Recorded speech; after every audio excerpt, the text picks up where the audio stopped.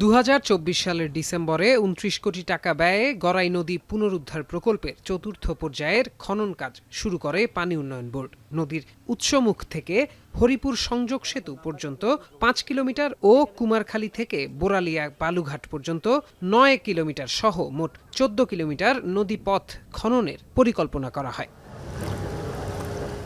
চলতি বছর মে মাসে শেষ হয় এ প্রকল্পের কাজ।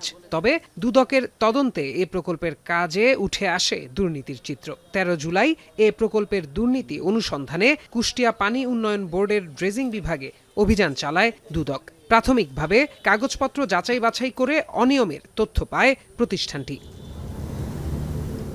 ড্রেজার বন্ধ থাকলেও তা চালু দেখিয়ে মণ্ডল নামের একটি ফিলিং স্টেশনের সহায়তায় তেলের টাকার ভুয়া বিল বানানো হয়েছে। আর এর সঙ্গে কুষ্টিয়া পানি উন্নয়ন বোর্ডের ড্রেজিং বিভাগের নির্বাহী প্রকৌশলী ও প্রকল্প পরিচালক সৈকত বিশ্বাসের সরাসরি জড়িত থাকারও তথ্য মিলেছে দুদকের তদন্তে। একসাথে ওনারা 3টা এমআরডি বই ইউজ করতেছেন, তাদের লগবুকে তারিখ নাই, এগুলো আমরা দেখতে পেয়েছি। কিন্তু সরেজমিনে আমরা মিটার সাকসেশন মিটার যেটা আছে ড্রেজারের, বিশেষ করে বাঙালি ড্রেজারের, সেটা আমরা তদন্ত করে দেখব।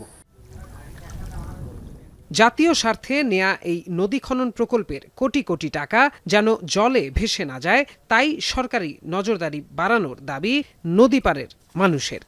এবছরের নদীতে কাজ কম হয়েছে, ডিসেন্ট কম হয়েছে, ওই জন্য পানি এবার লেটে আসে।